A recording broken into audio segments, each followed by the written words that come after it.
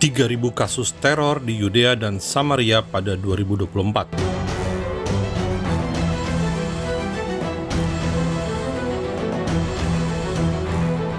Saudara, selain berperang melawan Hamas, Jihad Islam dan kelompok teror di Gaza, pasukan pertahanan Israel IDF juga menyasar tepi barat atau aslinya adalah Yudea dan Samaria.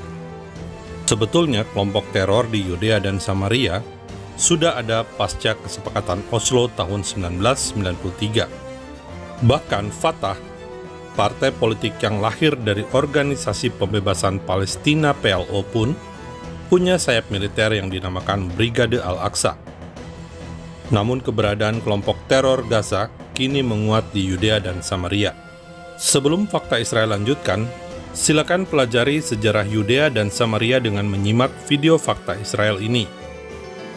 Saudara, IDF melakukan operasi besar-besaran di wilayah Palestina di area A, Yudea dan Samaria, atau tepi barat ini, pasca upaya bom bunuh diri yang gagal di Tel Aviv pada 18 Agustus 2024. Hamas dan Jihad Islam mengklaim sebagai pelaku serangan bom bunuh diri tersebut.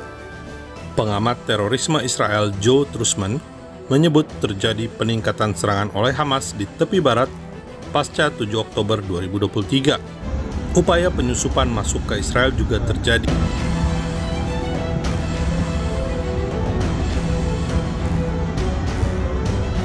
Bahkan Hamas mendokumentasikan dan mempublikasikan serangan terhadap Israel di Jenin. Awal Juli, IDF menewaskan 7 militan di Jenin. Hamas dan Jihad Islam mengklaim mereka adalah anggotanya. Pasukan keamanan otoritas Palestina pun menemukan bahan peledak pada 14 Agustus lalu yang disiapkan untuk pasukan IDF. 2 teroris terluka ketika mobil yang mereka gunakan meledak sebelum waktunya. Polisi Palestina melacak kedua teroris hingga di rumah sakit. Jadi memang ada indikasi adanya rencana teror bom. Lalu pada 18 Agustus, IDF menewaskan 2 anggota Hamas dalam serangan udara. IDF menemukan fakta dari teroris lain yang ditangkap. 2 anggota Hamas, Ahmed Abu Arab dari Aqabah dan Rafet Dawasi, menjadi senior Hamas di Jenin. Ini terlibat dalam pembunuhan Yonatan Deutsch di Lembah Yordan. Kelompok teror di Yudea dan Samaria biasanya melakukan aksi teror mulai dari pelemparan batu, penabrakan dengan sengaja, penusukan dengan pisau, hingga pembunuhan dengan senapan.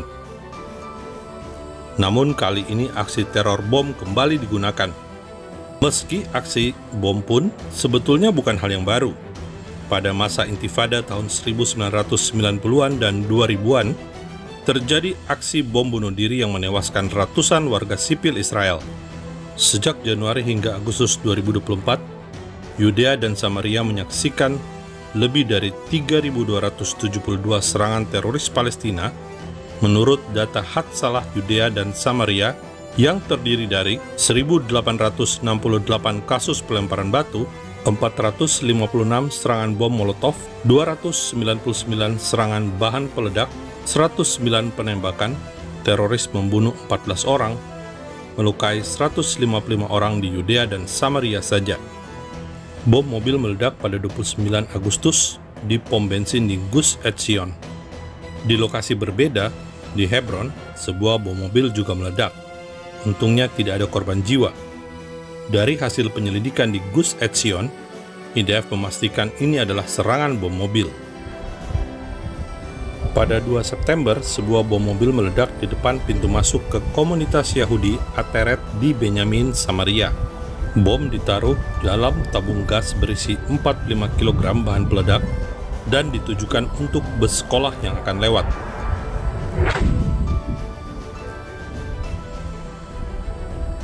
Saudara, teror yang semakin meningkat di Yudea dan Samaria membuat Israel melakukan kontra-terorisme yang fakta Israel sajikan dalam video terpisah.